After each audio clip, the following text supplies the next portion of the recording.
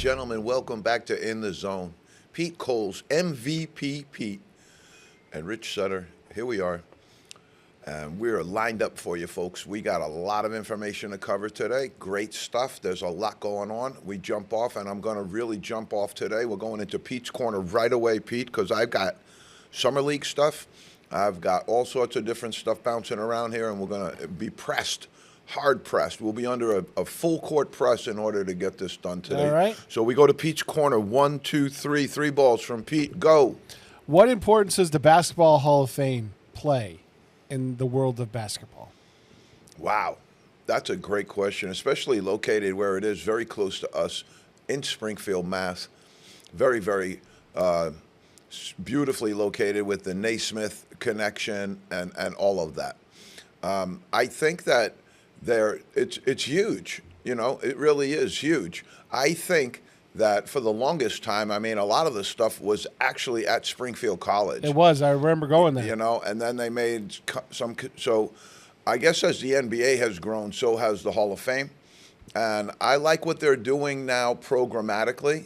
They had Billy Donovan was in last week. I couldn't get down and see him because I had a house full of guests. But there was they've had some good guests coming in, you know, and some Hall of Famers come back and stuff like that. And if you've ever been to the Hall of Fame, there was a CYO, the head of the CYO back in the day in Springfield, great gentleman by the name of Jack Maloney. He ran the CYO, and he had helped me get into see the Hall of Fame actually live. So you go down the red carpet. Oh, and, very cool. And it's very, very cool. Bruce Hornsby in the range played that night in a concert, and I was maybe 5 or 6 feet from him while he was playing. It was actually really, really cool evening. So to see that whole thing, and the speeches are a little tedious, you know, if you go to the actual event. But to answer your question in full, the Hall of Fame is huge. The Hall of Fame is huge, and their induction process, you know, I think there's a little bit of too much secrecy, a little bit too much shrouded stuff going on there. But I think that by and large, you know, D'Oliva has been running the Hall of Fame for quite a long time now. I think he's done a very good job. And I think that they're having a little bit of a success where they draw community. Also, where Springfield is the community, and Springfield's a vibrant basketball community, you know, they have done a very good job of investing in that community, I think.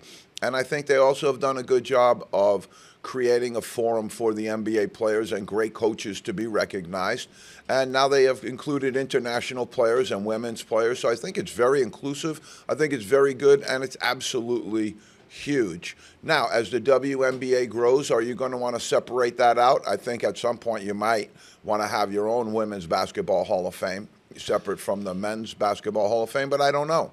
Where would that be located, though? Because women's Mohegan basketball... Sun, baby. Oh, okay. Where they can bring in all the gamblers. Yeah, okay. Put it right in Mohegan. One of the founding teams. That would be just a guess. I'm just throwing that out there, but I think that might not be a bad idea. Okay, fair enough. Good question, though, Pete. The Hall of Fame's huge. Huge. Okay, question number 2. Has the NCAA developed a hot stove type season? Whereas, you know, baseball, everybody's talking about trades and things like that and moves for the players in the offseason. Has the NCAA developed a hot stove season now over the summertime? I think they have, and I think that's been by design a little bit. I think if you listen to some of the thoughts and musings of Adam Silver, who is the current NBA commissioner, because everything kind of floats up to the big league. You know, that's the mothership, you know. And if you listen to Silver wants to have the NBA going almost the entire year. So if you watch some of his machinations, you know, the playoffs are stretched all the way out into the middle of June now. You know, so you have basketball that starts basically in late September, early October. And now it's the regular season and playoffs is stretched all the way out into June. Now you start Summer League tonight on the 10th of July. Mm-hmm. Now you're going to have 2 weeks of that. Everybody's going to fill that up on the ESPN airwaves when there's really nothing else going on but baseball right now. And so I think that was the design. And so I think the NCAA is following in kind, although the NCAA has to kind of figure out a way to reinvent themselves in these what I would call dead periods, where the NBA doesn't really have a lot of dead period anymore. They're extending their season. In years where they'll have Olympics, some of their players will be playing in the Olympics.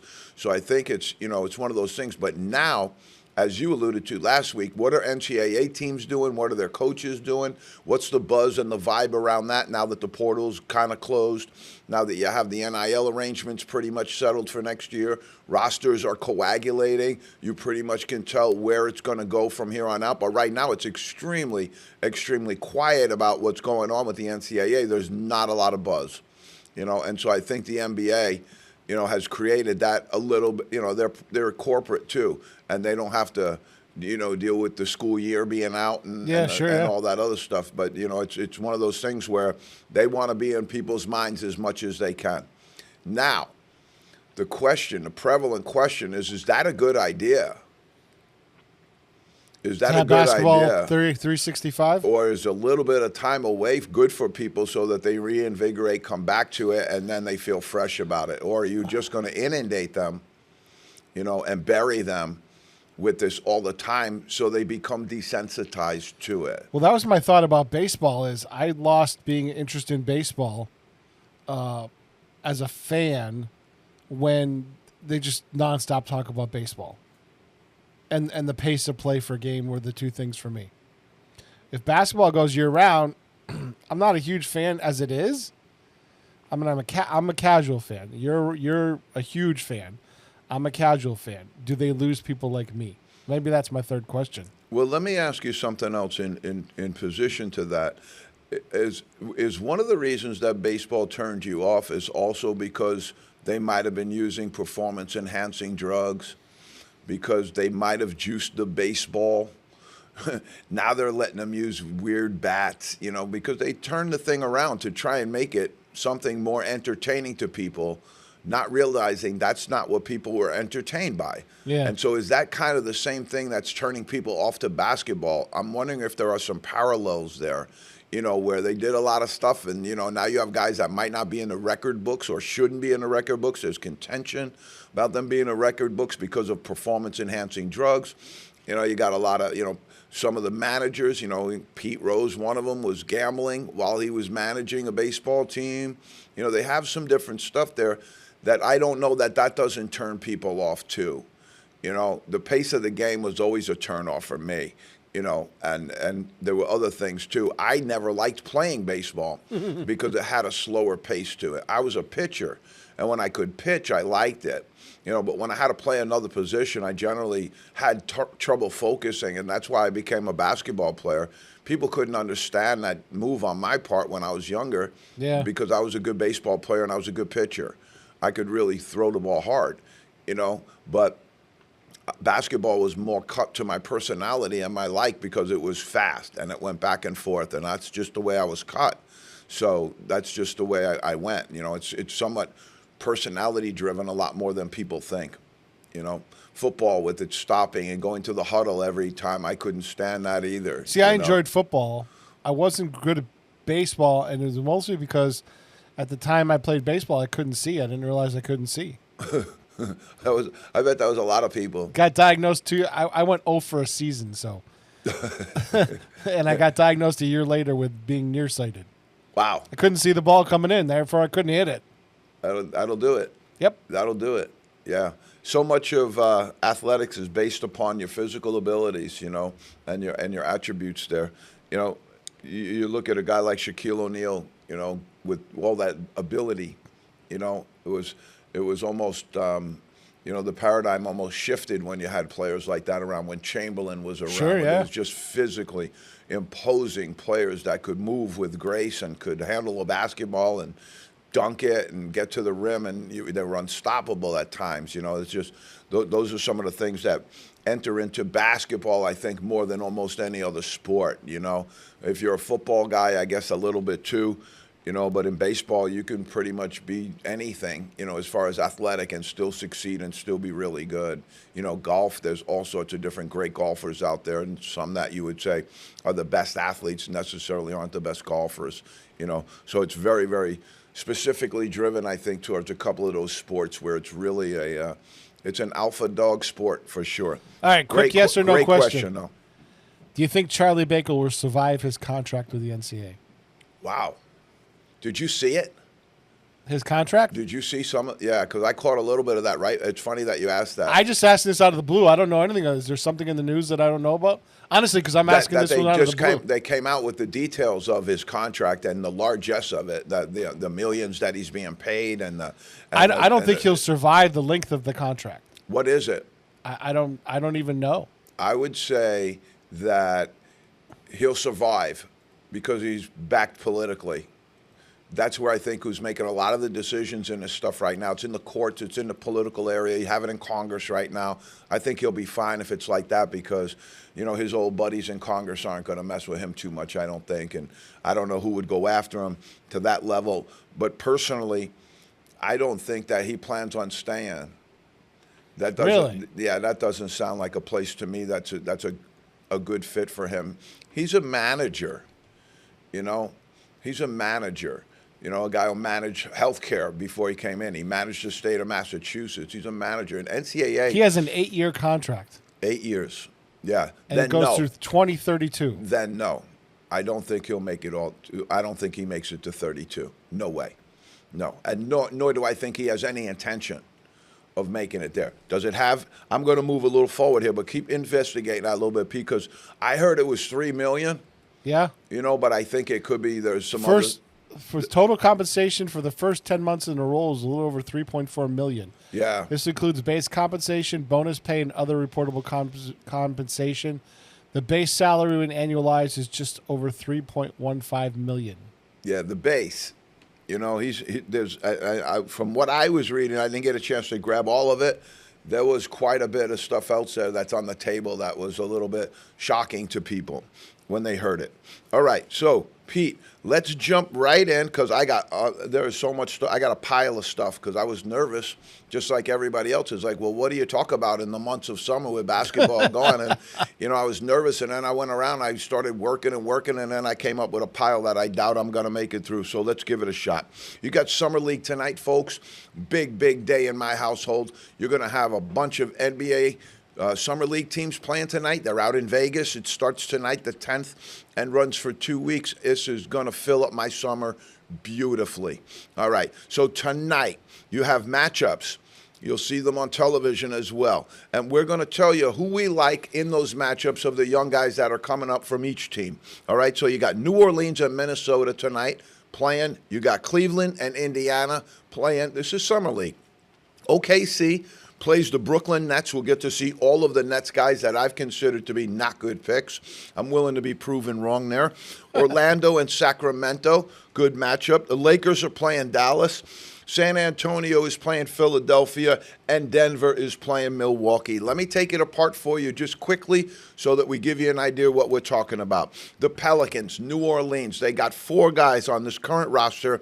Very, very excited to watch them today. Jeremiah Fears, their early draft pick. Definitely important to watch him tonight and see if that was the right move by them.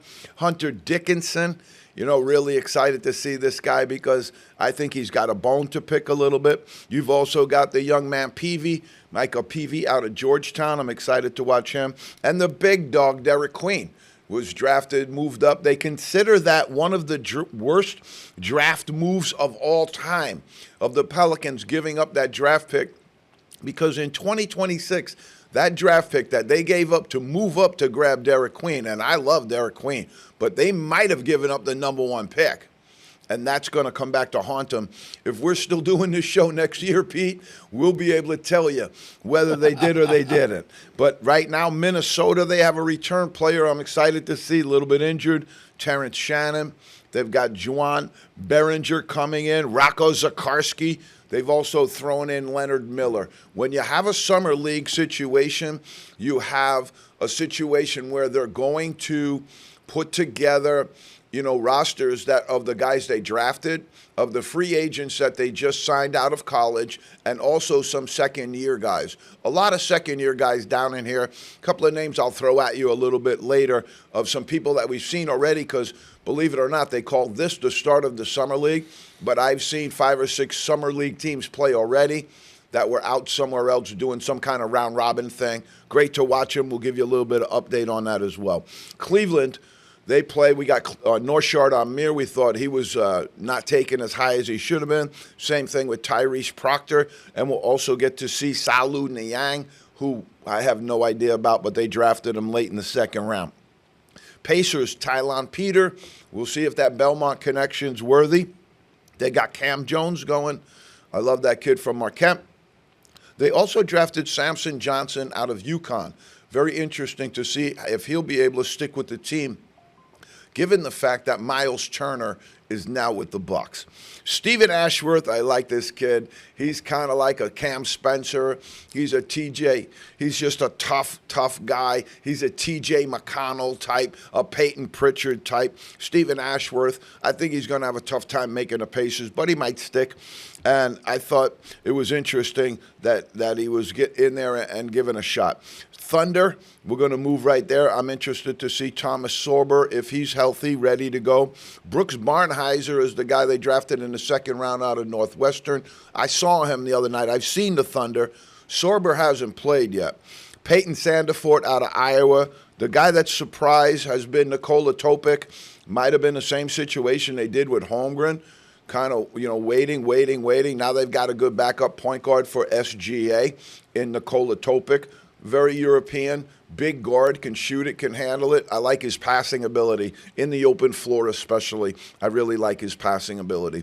The Nets, here we go, Pete. 6-7 guys that I'm interested to see. The guys I'm going to tell you, I think that they picked up in free agency are better than the guys they drafted. I was going to say, are you praying for a good outcome? I'm actually hoping. I'm a New Yorker. They're from Brooklyn. I'm praying that they get better, man. But, they're talking about, you're looking at teams that are, the Eastern Conference teams that are really, really facing the next 4 or 5 years are going to be rough. The Raptors, it's going to be rough up in Toronto. Brooklyn, it looks like it's going to be real rough, especially with these guys that do you have 5 open roster spots?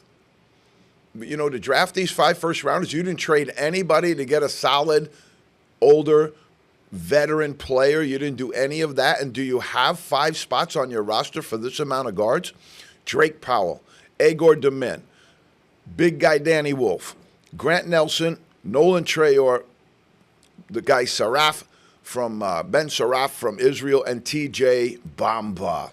I like Bamba and I like Nelson more than the guys they drafted. I do like Danny Wolf too, though. Is this a ploy by Brooklyn to get maybe showcase all these guards and trade for pieces now over the summer? Yeah, it might be, but right now, what are you going to trade? The picks were valuable because somebody could have done something more with the picks. You took the picks, denigrated the picks, in my opinion, and now who's going to pick up these guys? Who wants these guys? Okay. I don't see it. And if you took Grant Nelson and you took Danny Wolf in the same breath, when you could have got Grant Nelson later on, they're the same player. Okay. Almost identical. So maybe they're going to play it off and one of them makes it, the other, I don't know. But when I saw their shaking your head is what you're doing. Yeah, when I saw their draft room, guys are high-fiving and jumping around and like they were at a frat party, I was like, what are you so happy about? You're going to be remembered as the guys who blew it and blew it big. Orlando, Zach Fremantle, and excited to watch Noah Penda. This is the guy the Celtics drafted and wheeled. Kings, Nick Clifford, Max Raynaud. I'm excited. He averaged 20 and 10 at Stanford, and he lit up the combine. He's 7 foot, shoots the 3-ball with really, really serious acumen. I don't know why he drifted into the second round, but the Kings also picked up Dylan Cardwell. I'm excited to watch him. The big fella out of Auburn. I think he's got a lot of potential, Pete, because he kind of got, he kind of got obscured by the immense talent that was on that roster. The Lakers have Dalton Connect in here, and I don't know why. He's a solid player. He tore up some team the other night when he played against them. He's on there. Bronny James is on the roster. We'll see how long they last, R.J. Davis. Because what will happen is they'll have a roster full of guys. They'll have some really guys like Cooper Flagg, V.J. Edgecombe, Dylan Harper. Those guys are going home after maybe one game, if they play at all. Then you'll have them, some of them, will mix and stay a little later. Some of the other guys who may not be considered making the team, they'll start to move them out as well. I don't know that some of these guys make it till the end. Bronny James, R.J. Davis out of New York and North Carolina, getting a look with them. And Eric Dixon, I like this. And Julian Reese.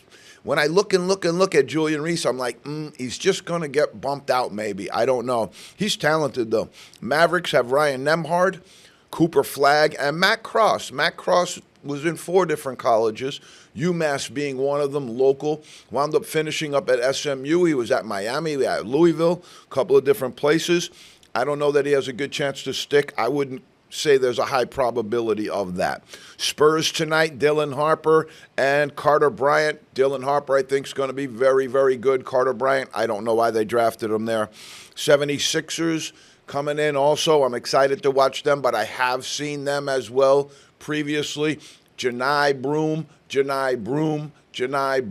It's going to be a great pro, Pete. They missed on him. They absolutely missed on him. And one of the reasons I think everybody missed on him and they missed on Queen is because they went to the metrics a little too heavily. Sometimes a guy isn't a great athlete, but if he's big enough, good hands, can do stuff, he gets around the basket, it's over. He's flushing it. He had an unbelievable show so far. Wouldn't be surprised if they grabbed him out of there and just put him on the roster right now.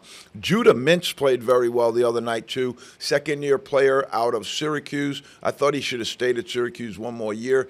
Kind of struggled a little bit, but he's out and he played very, very well. Hunter Salas from Wake Forest. I want to see it. VJ Edgecombe was absolutely electric in the game that I saw him. Right now, I would say you have VJ Edgecombe, because I haven't seen Cooper Flagg play yet amongst his peers. I would say Edgecombe and Ace Bailey right now are looking pretty good for Rookie of the Year candidates. All rookie team for sure. The Nuggets are in here in the 10 spot tonight. Nuggets are going to have Deron Holmes, the big kid we were talking about out of Dayton, the other A-10 player that's in there right now with Bones Highland. And he was injured all of last year, had a chance to sit out, and he's big, physical, can get around the basket and do some stuff. I wonder about him a little bit away from the basket, but they also have Tamar Bates, who I'm very, very high on. Free agent pickup, should have been drafted. The Bucks, I hope this guy's got a chip on his shoulder for not getting drafted, Pete, because he's going to be a good pro, I think. Mark Sears from Alabama, the Bucks are bringing him in. They also bring in Bogle Job Markovic, Wade Taylor IV, and Andre Jackson from UConn is back in there. I think he's a 3-year guy.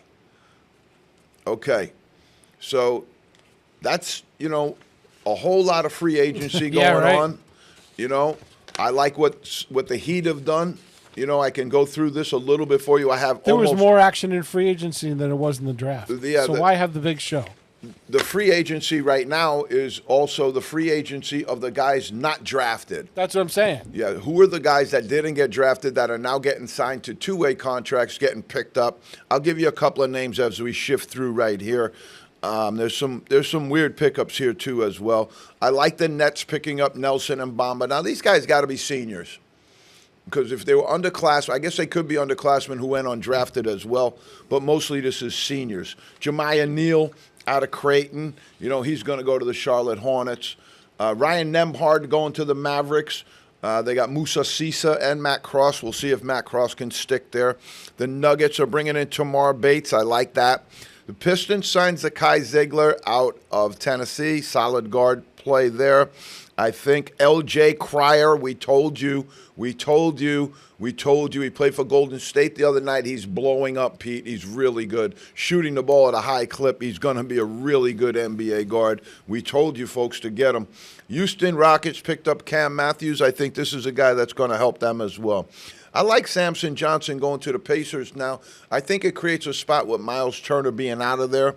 I like John Poulikitis from Yale going to the Clippers. Be tough for him to stick, but he's a solid player. You got the Lakers. They brought in Eric Dixon from Villanova. Love it. R.J. Davis from UNC. Not really in love with it, but by credential, most likely and certainly. They're bringing in Ty Johnson from UC Davis as well. Here's the Miami Heat. I like what they did. They bring in Vlad Golden. He played very well the other night. 10-5, looked really, really solid. Umar Ballo as well played very, very well. And they have Dane Danger out of Memphis. I like that. The Bucks, they signed Mark Sears from Alabama. I love it. The Pelicans took Hunter Dickinson. How is Hunter Dickinson not drafted? You're going to find out tonight. You're going to learn today, folks. Here's Eric Reynolds II, two guys out of St. Joseph's in the A-10 that are getting some NBA looks. Really, really good look for Coach Lang and his people down in Philadelphia. The 76ers signed Hunter Salas. I'm just not sure. Not sure if he's going to make it. They have Izan Amanza, who's from Perth, second-year guy bouncing around. He was in the Combine last year, possibly. Here's a great name, though, Pete. St. Thomas from USC. St. Thomas. He sounds like an Irish lad. Right. All right. We go keep rolling here. Caleb Love and Sean Padula picked up by the Blazers. They're the same guy. One may stick. I doubt both do. Dylan Cardwell, I like it for the Kings, picking him up. And the Raptors picked up Checky Hepburn from Louisville, Cliff Amorie, and Tyson Degenhart. I do think the Raptors are in for really bad shape, but I do think those are three pretty good pickups there. Utah Jazz picked up R.J. Luis. You're going to like him, Utah. And they took up Stephen Crowell from Wisconsin. They're paying attention out in Utah. That's Danny Ainge's boy out there. Austin Ainge. You got the Washington Wizards, our guy Will Dawkins down there from Springfield doing good stuff. Love this pickup. Kadari Richmond from St. John's, another gentleman that should have been drafted. Pete, no ring for you. NBA greats who've played lots of years, solid, great careers, numbers all over the place. They never caught a ring. Here's the top 10. Now, I don't agree with the order that these people put this in, but they are pretty good top 10. I don't think they have them rated in the order of top 10 of player because they have James Harden in the number one spot. And when you listen to all the other players here, I don't think you would say James Harden's number one, but no ring for James Harden with the Clippers. He's a guy, though, that really, as much as he's moved around, he hasn't really moved around in order to go to that super team. You know, he's moved around kind of and had teams moved around him a little bit. But I think he prefers to be in isolation, really, to be the big dog, to do all of the things and then have other role players around him. I think that's more of his bag. He wants to be the man. No doubt, but the only man. Right. And again, we'll go into Rich Sutter's paradigm shift in NBA of you either have ball movement or you have ball control. If you want ball movement, you don't sign James Harden. If you want ball movement, you don't sign Jalen Brunson. You want ball movement, you're going to have good flow to your offense. I like it. I'm much more of a ball movement coach, but the NBA does have that grip going with some different teams and some different players. Number 2, John Stockton, Pete. Tough. He almost got there, but never got it. Number right behind him, number 3. If Stockton didn't get it, neither did Karl Malone. One of the best 1-2 punches never to win a ring for sure. Charles Barkley, he gets it on TNT all the time because Kenny got a ring and Shaq got a ring and Ernie got no ring, but Ernie didn't play. So Chuck's the only guy up there with no ring, and he gets it all the time. He gets it from his buddy Chuck GPT, too. No doubt. In the commercials. I love that. I love that. Chris Paul, still playing, but he ain't going to get one with the Spurs unless some things change there. Dame Lillard, not going to happen this year. He blew out his Achilles. Tracy McGrady, great player, often injured, one of the great athletes. If he's one of those guys that you would sit there and say, NBA career, he's probably number 1, 2, or 3 of this. If he had stayed healthy, what would have been of Tracy McGrady, because he was unbelievable. Great player. Clyde the Glide Drexler. Didn't win a ring. Got out of Houston right before. Patrick Ewing and Allen Iverson. Patrick Ewing, the Knicks, heartbroken all the time with Patrick Ewing. And Allen Iverson, close. No cigar, though. All right, Pete, I grabbed up a finale Power 15. OKC Thunder, rocking and rolling. We've got them locked in for number 1 MVP candidate, Shai Gilgeous-Alexander. And I haven't seen the NBA Coach of the Year stuff yet. I don't know who they picked, but obviously you'd have to look at Massachusetts' own Mark Daigneault.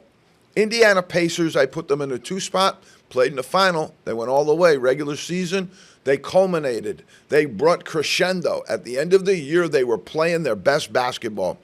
I like the Cavaliers, what they did, but man, did they fold up in the playoffs right into the arms of the Pacers, walked right into that punch, boom, knocked out, and the Boston Celtics, same thing happened when they ran into the Knicks. Former champions, hobbled a little bit, but right now I don't even know what the Celtics team is going to look like for next year. NBA Coach of the Year, Kenny Atkinson. From Cleveland Cavaliers. Yep. That's crazy. I like Kenny, and I think he did a great job, but if they're only basing it on regular season, I can see that. If you're looking at it in the totality, do you have a date on that, Pete? May 19th, 2025. They is did the it. Yeah, article. they did it. They did it way, way before. Okay. All right. Then they don't incur the playoffs or any of that stuff. I think they should. Minnesota Timberwolves in the 5 spot. I like this team. I think Anthony Edwards is one of the bright young stars in the game right now. The Denver Nuggets, you can't have the Joker and not be in the top of the NBA. As long as they have him, they'll be up there solid. Now, word out to the people out in Denver, you better start building, because if you don't, you're going to hear the same thing from Joker that the Milwaukee Bucks are hearing from Giannis right now. There's not enough here for me to compete and win a title. I want to be moved. And if Denver doesn't get their act together, Joker's going to be getting that same type of emotional response, in my opinion. Okay, you got the New York Knicks in the 7 spot. I don't know why they fired Thibodeau. I really don't. You played in the Eastern Conference Finals. Don't give me this baloney that we're built for championships, because you're not. Your roster stinks if you think you're built for championships. And the fact that he climbed over the former champs Boston Celtics should have caught him another year, or an extension in his contract. Absolutely. Now you brought in Mike Brown, who's been in more cities than Lufthansa.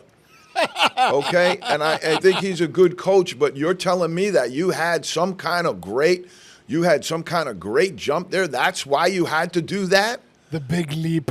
Somebody got stabbed in the back. It was Professor Plum in the parlor with the knife in the back.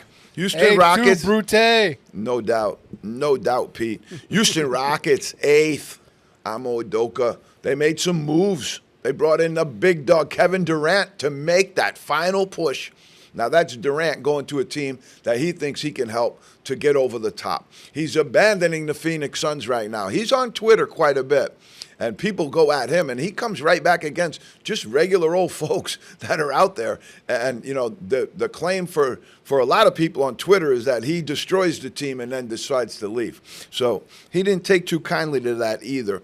But I like Ime Udoka as one of my top coaches also. Houston Rockets, going to be solid. Los Angeles Lakers, I like it. Pick up DeAndre Ayton. Give me the Luka and LeBron combo for one more full season. Let me see what that looks like. And I love their new management.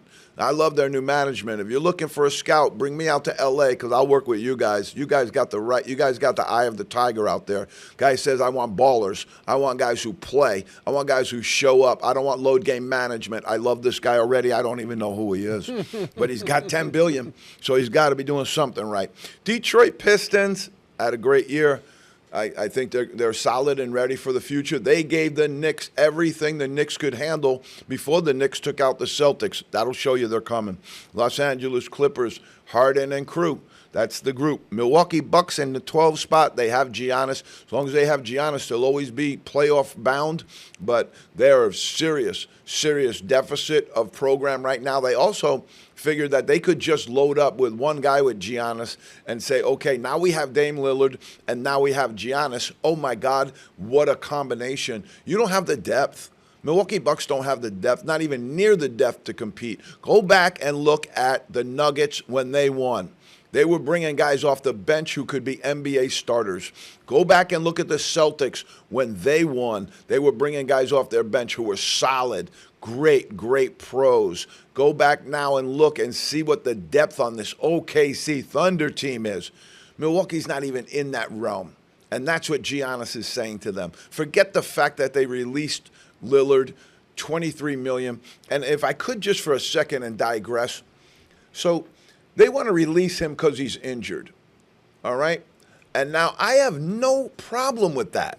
They should be able to release a player anytime they want. Now, they have to obligate to his contract, okay? Whatever they said they were going to pay him, if he has 3 years and it's $50 million a year, then you owe him $150 million if you want to cut him, okay?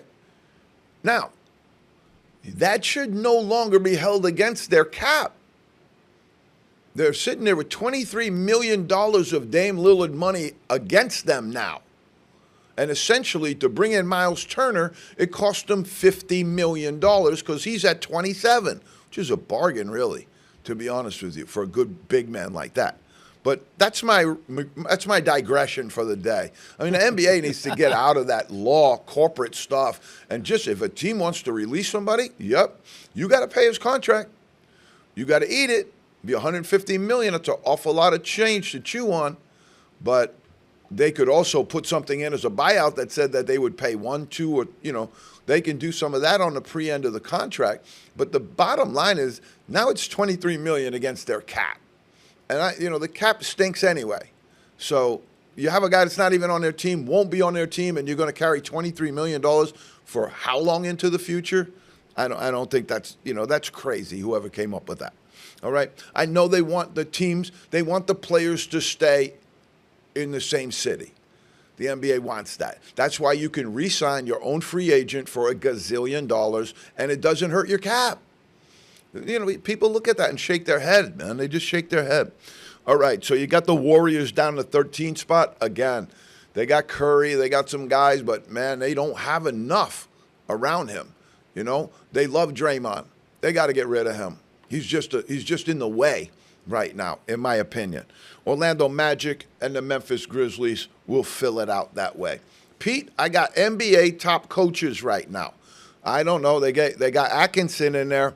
I got them in the 8th spot of the way they folded up. Well, they folded up. They had the best team in the East and folded up. I'm looking at it right now today. My coaches right now, right today. And again, after the complete season, who do I want on my bench if I'm a GM? Who's that guy I'm picking? Because if I'm a college right now, a university, and I got to pick one of those guys from all of those guys, it's Rick Pitino. That would be the guy I would pick. Right now, Mark Dagnall's a dog. OKC, he's a made man right now. He's got his belt. He's got his ring. He's got the championship under his belt, and he also has coached an MVP SGA. I love Rick Carlisle. Love what they do as a coach. When I watch his team, I really, really enjoy watching how they operate, their flow, their systems, and I really, really like the way that they're into ball movement. They got a lot of guys touches. They got a lot of they'll run 7 guys at you in double digits, and I really like their organization, what they're doing. Larry Bird's been out there for a while. They had Donnie Walsh, a guy who grew up in the same parish as me. Jimmy Powell, a friend of mine who was a scout. They had good people in that organization. I think that's why they've been able to survive in an era when the NBA doesn't really give 2 hoots about the Indiana Pacers. Maybe because they're centrally located. I got Ime Udoka, Rockets. I really like him. And I really like the story. He got clipped up with the Celtics. He was a head coach with the Boston Celtics, got clipped up, moved over to Houston, took a young team. He gets them to play. He gets them to compete, and that's hard 82 games in the season, I can assure you that. Eric Spoelstra from the Heat. Is Heat culture killing Eric Spoelstra? That's a really valid question. He's a great coach, and they want to have what's called Heat culture. That means they don't want any locker room headaches. That's why they traded Jimmy Butler for just about nothing, just to get him out, to get him into somebody else's locker room, because he was so what they consider to be anti-Heat culture. Now, I get it, and I like it. But is this killing Spoelstra? Because his roster stinks right now. His roster is terrible right now. If he wasn't coaching this team and you let one of these young guns come in and coach that team instead of Eric Spoelstra, you're DFL, bro, with the roster that you got right now. Tyler Herro's your best player. Jason Kidd, boy, has he risen in my eyes. Started out as a coach. I used to just yell clueless at the TV. Like, what are you doing? You're clueless. You don't have any idea. Really, really got a good idea now, and I like the way the Mavericks are playing. And they got Cooper Flagg now, so he's got a really, really good chance to get some eyes on that team. but also to see if they can stay healthy. Because if you tell me that you got Anthony Davis for 82 games, you have Kyrie Irving for 82 games, you have Daniel Gafford and Derek Lively for 82 games, and you throw Cooper Flagg into that mix, I think you can compete. I think you can give the Western Conference a run.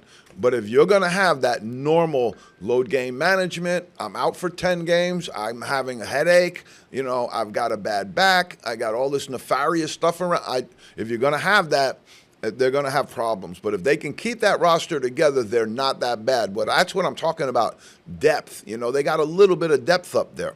All right, Billy Donovan for the Bulls. I've always liked Billy Donovan. But this is another deficit roster, another roster that's completely deficit. If I was Billy Donovan, and I'm sure the Bulls have been pretty good to him, but he can coach, and he's been around, and he's marketable. I wouldn't be surprised, if he wanted to move and get out of Chicago maybe also. Like you'll see coaches maybe start to do that a little bit as well, where they're getting maybe to the end of the road and they want to get a chance to compete for an NBA title, and it's not going to happen in Chicago until Billy Donovan's on AARP. Steve Kerr from the Warriors, I put him in. Not my guy, but I put him in anyway. You got to give him his attributes. Kenny Atkinson down here, loved what he did in the regular season, absolutely. But you get into coaching in the playoffs, that's when it really happens. When a series, that's really mano a mano against the other coach. And I really thought he got eaten up a little bit there. Tyrone Lue from the Clippers, and I'm going to go with Taylor Jenkins in the last spot there. Grizzlies, they're all right. He does a good job. But if you look at it, when I looked at it, I was like, oh, well, Tom Thibodeau's top 10, but he just got whacked. They got other guys out there that are on the move, that are good coaches, that you would have in your normal top 10, but they're not even in the business right now. It's kind of a weird arrangement right now in the coaching ranks in the NBA, especially this thing that just went on with Thibodeau. I don't get that, man. Eastern Conference Finals, beat the Celtics, beat the former champs, and you fired that guy? Good luck. Montverde, I wanted to go into this. I might have done it last year, but they were talking about some of this stuff going on with, wow, this team had, because this Duke team had had 5 starters that were drafted. That's only happened 2 other times. If we get to it, we'll talk to it. But right there, Montverde represents, that's Kevin Boyle and Kevin Boyle Jr., coaching. They're at Spire Academy right now. But before they left, listen to the 4 guys they had on this high school team. Cooper Flagg, taken number 1. Derek Queen, taken 13. Asa Newell, taken 23rd, should have been higher. Liam McNeely, taken 29th, should have been lower. That's what I'm talking about Cooper Flagg, though. He played on a loaded Montverde team, played on a loaded Duke team. If the Mavericks stay loaded, I think he'll be okay. If he turns around and he sees Kyrie taking a 10-day and Anthony Davis is in his usual 40-game mode, I think you're going to have some problems there. Here's what we called caught in the nets, Pete. Agor Domin at 8, Nolan Trayor at 19, Ben Surratt at 26, Danny Wolf at 27, Drake Powell they took at 22. I don't get it, but that's just where we're going to lay it out there, and we're going to look at Summer League tonight, and we're going to let you know.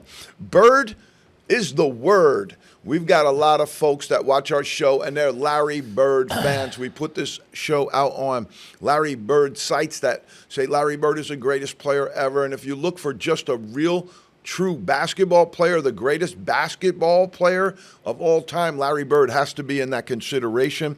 This is unbelievable, Pete. He received 67% of MVP votes between 80 and 89. 2/3 of the MVP votes went to him for a decade. That's with Magic, Kareem, Michael Jordan, Dr. J, Isaiah Thomas. That's with all of those guys in there. 67% of the MVP votes. Okay, Pete. Here's your national championship odds out of MGM Sportsbook. Right now, they're favoring Houston at plus 900. It's not bad. Houston's going to be pretty good. Bringing back Uzan helped, Milos Uzan. But I don't know if people realize this. Losing Cryer and Tugler, that's not gonna be easy to replace. And I love Coach Sampson, does an amazing, amazing job. He's in my top 5 NCAA coaches for sure. All right. But they're leveraged out to go right now. Purdue, I love Purdue for next year. Braden Smith is back. They've got some real talented players. They had Daniel Jacobson, who sat out for an injury this year, and they also brought in a couple of other players from the portal that I like. They're going to be really good at Purdue. They're selectively in the portal. They're like other places that are selectively in the portal. They haven't emptied out their entire roster every single year like some of these other places do. Duke is listed at third at plus 1,300. UConn, Michigan, BYU, and Florida fill out 4, 5, 6, and 7. I wouldn't sleep on Florida. They've got good guards, and they've got a lot of guys coming back. Alex Condon returning to Florida really shored up their front line. You got St. John's here at number 8. That's good value. You got gamblers that watch our show, that's good value. St. John's at 8 with Patino, and the talent they have on that team right now, they got value. You got Kentucky in the 9th spot, Kansas in the 10th spot, Louisville, Arkansas, Texas Tech, and Arizona fill out your bottom. I like Louisville as value at 11, and I love Texas Tech at value at 13. Texas Tech has a better team than Duke. Texas Tech has a better team right now than Connecticut. Texas Tech has a better team than Michigan. Wow. They have a really good team. Arizona in the 14th spot. Not in love with them. Not in love with Arizona, but we'll see. Pete, we got ACC preseason power rank. This is the ACC, one of the great conferences. Here's who they think is going to be number 1, 2, all the way down to 18. People in Massachusetts are going to be in for a long season if you're a Boston College basketball fan. Again, picked 18th in this poll, and I don't see them getting off the deck there. So you got Duke number 1, Louisville number 2, Carolina number 3. I think that's an overshot, but the rest of the league is bad. NC State's going to be better than people think. They brought in P.J. Haggerty, and they also have Will Wade as their new coach. Expect them to rise quickly. Don't sleep on Clemson any single year because they have Brad Brownell. SMU, I expect them to be a little bit better this year. Andy Enfeld, second year of the ACC. First year for a team, believe it or not, when they come into a new league, that's rough because you don't know the other coaches. You don't have the profile on them. You don't have the scouting reports. You don't have the depth of research that you have on normal league teams. So coming into a league first time through, I'll be interested to see if Enfield can get a little bit better beat on it this year. He'll have a good roster. Virginia at 7. I think that's okay. New coach, but I think that's going to be good for them. I think Ryan Odom coming in there is going to pump it up. He's done well at every stop that he's been at. And his dad was an assistant coach there back in the day. So we'll see how it rolls. Miami at number 8, way too high. Never seen this guy coach before, and I haven't seen them. They've done well in the portal, but they're not doing anything that knocked my socks off in the portal. Notre Dame, number 9, I think they're going to be a little higher because they have some better roster integrity than some of the other people. Wake Forest, good coach down there, but I think they're going to have, Hunter Salas gone. They're going to have some problems. Pittsburgh, I'm kind of surprised that they've survived. That coaching staff has survived there as long as they have. But it's a tough job in the ACC, and in reality, they're kind of where they are, 11th. 12th for Syracuse, Coach Red Autry. I'd like to see them get up a little bit. One of the things that a lot of these coaches are going to have to do, and I promise you, some of these young coaches, if they're smart, they'll invest in defensive coordinators, people that can run your defense. Because you have all this other stuff, and if you look online, you got guys going, oh, well, we have this play and that play. You can create an offense, a college basketball offense from YouTube. You can just go on YouTube. They got the best stuff that anybody's running all over YouTube. All you got to do is say, okay, we'll run this, and this, and go. And we'll pick up 5 plays that they run and 4 plays they run, and here we go. Danny Hurley, if you're a young coach and you want to see some really good offensive sets and stuff, look at Danny Hurley at UConn. They got some amazing stuff. But that's what's really going to – it's the defensive side right now where you have to be able to take a team from A to Z on the defensive end, and they've got to be lethal in a couple of areas, depending upon your team. They might be lethal rebounding. They might be lethal block shots. They may be lethal in steals. They got to be lethal in, all different areas you can find to be lethal in there, but you got to be lethal on defense in some of these areas. Right now, defense is forgotten, and it's because these guys don't really know how to coach it, just straight out. All right, and what they need to be doing, and I'm stopping on Syracuse right here, because if they had a solid defensive coordinator, that team's good. That team can rise above where they are right now, and I think 12th is about talent-wise where they might be, but they got some really, really good young talent on that team. And I like the fact that Coach Autry has abandoned the 2-3 zone, but if I was his defensive coordinator, I'd be changing defenses with that roster a little bit. I wouldn't be sitting in man-to-man the whole time. I would have fluctuated between zone and man, but I'd be playing it a whole lot more aggressively. He grew up he played in the Bronx. He played for Tallentine. You can't play defense like that in the Bronx and get away with it. He knows that. Virginia Tech, 13, Stanford, 14, Florida State, 15. I'm going to stop on Florida State right here, Pete, because they got problems. There was a judge, I want to say it's Lido County in Florida, refused to dismiss the case against Leonard Hamilton. Leonard Hamilton is being sued by former players, 6 of them, who said they were promised $250,000 NIL dollars to come through some business associates that were never paid. Here we go. The fact that this was not dismissed is big. Here we go. Huge. Here we go, Pete. Here we go. You got Cal, 16. They're going to struggle in the ACC. Should have never, ever left the West Coast. Georgia Tech and BC. If Georgia Tech finishes in that spot, Damon Stoudemire won't be coaching that team next year. Here we go quickly. Schools with the most first-round picks of all time. Number 1, Kentucky, 60. Duke, 56. North Carolina, 54. UCLA, Kansas, Michigan, 43, 36, and 30. Big drop there. Kentucky's got 30. Kentucky has 60. Michigan's got 30. Wow. Indiana, 28. Arizona, 26. Ohio State, 25. Louisville, 24. Syracuse, 24. Connecticut, 23. Michigan State, I thought that was low at 21. Notre Dame, 21. And Maryland at 20. Here's the most wins for teams in college basketball since 2020. In the Power 5, it's why I like Coach Sampson. Houston has 160 wins since 2020. Duke, 134.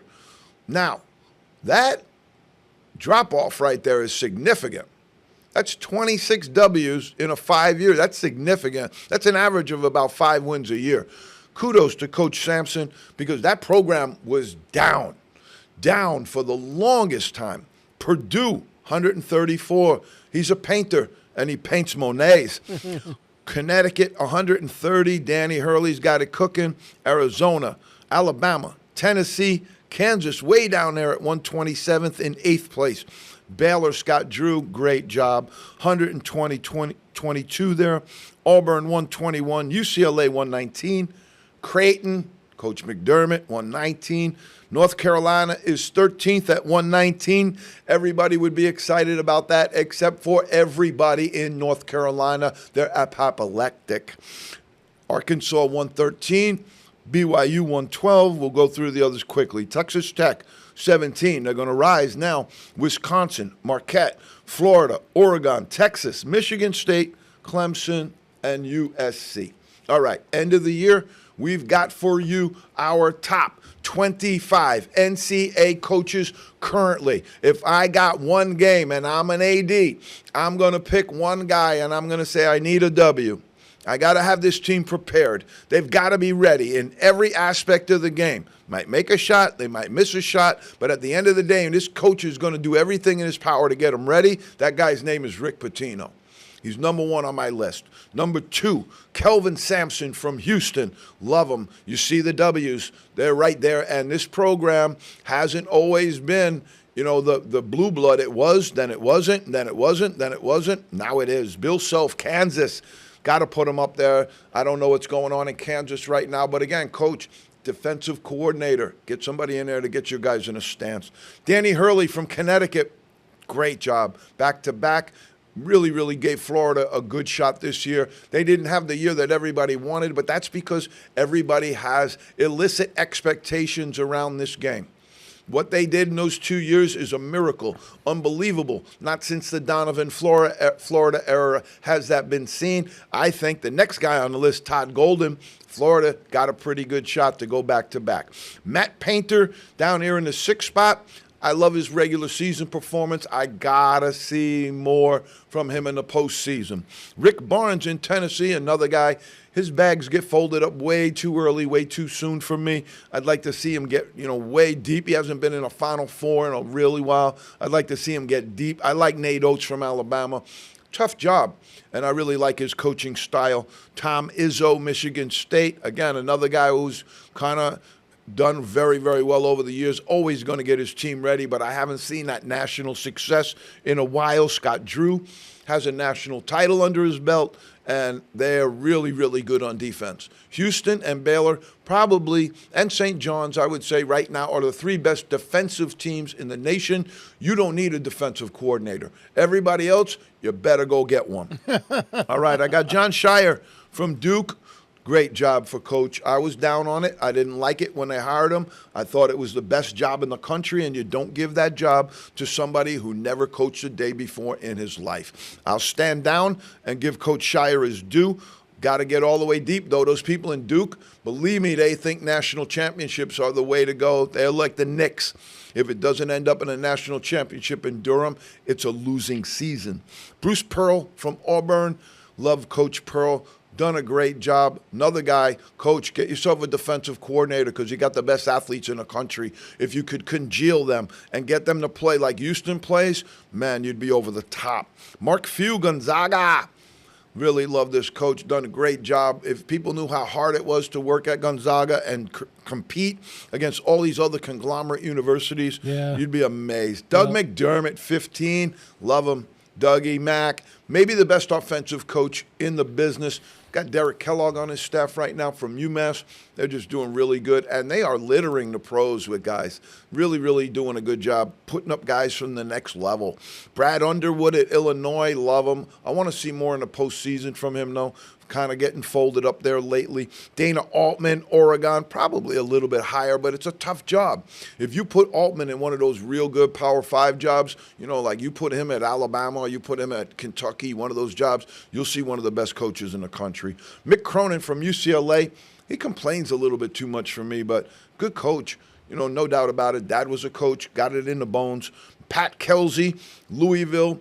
I love what they've done at Louisville, but I want to see them deliver now. Now you got to take that team and they got to go. They got to get into an NCAA. They got to go deep. You got to get them in the Sweet 16. You got to get them in the Elite 8. But they've been meteoric with the rise. They were DFL in the ACC 2 years ago. Kevin Willard at Villanova. I like him. I like Kevin Willard. Good coach. Solid. Got a lot of challenge with that roster in Villanova right now. There wasn't much left over, and I don't know, how well they did filling it because right now you look at Pitino's roster, you look at UConn's roster, there's a big difference there. Buzz Williams at Maryland, again, guy in a postseason. I want to see him do a little bit more. He's a great coach, does great things, but I want to see him push that team a little bit deeper than he has. Shaka Smart out at Marquette. I love the fact that he's trying to do it right. He's not living in the portal. They're not going wild with the NIL. They're trying to keep their program integrity as best they can. And I think that has to do something with his Division III background because it's madness out there right now. I wouldn't blame any of the coaches for wanting to try and keep their program as normalized as they possibly can at this moment. Tommy Lloyd from Arizona. Great coach, great program, came from Gonzaga, did not ever coach before that, to my knowledge. He was with Mark Few for years. And again, I thought Arizona, just like John Shire, I don't just select Duke and signal them out. I didn't think Hubert Davis was the right move. And Tommy Lloyd there, it's a big, big job. And to be in that job with all of the acclamations that go with it at that moment, at that big, big level, it's a lot. TJ Osselberger from Iowa State, great job. Their team folded up last year. I was expecting them to make a bigger run. I'd like to see them get back, but I think they will. Randy Bennett from St. Mary's, love it. tough job out in Moraga, but he's done fabulous out there. And I'm going to go with Eric Musselman from USC. I'm going to give you 3 next-year coaches, Pete. I want you to keep your eye on these coaches. I want In the Zone to keep your eye on these coaches because these are 3 names that I think we're going to be talking about next year as the coaches who are going to move up. Number 1, our hometown favorite, Chris Caputo from George Washington. Loaded roster right now. I have them in the top, very, very top of the A-10 in year 4, right where they should be, right on schedule. And I think that's a name you're going to be hearing next year as we go into postseason play. I think GW's in the right spot. I like Mitch Henderson from Princeton. I know that people, with Matt Langle, I can't believe he's still at Colgate. Somebody should have grabbed him. But they have that grab where Bobby Knight went from Army to Indiana. Mike Krzyzewski went from Army over to Duke. That never really happens anymore, and I think it might still, especially when the outstanding performance has been proven. Mitch Henderson's done that. Last guy I'll give you, Pete, is Drew Valentine from Loyola, Chicago. I think you're going to be hearing his name. Pete. Unbelievable. The fastest hour in all of basketball. In the Zone, folks. We'll catch you next week. We'll have a whole lot of NBA Summer League stuff to update you on. And stay well. It's hot out there. But remember, you're in the zone.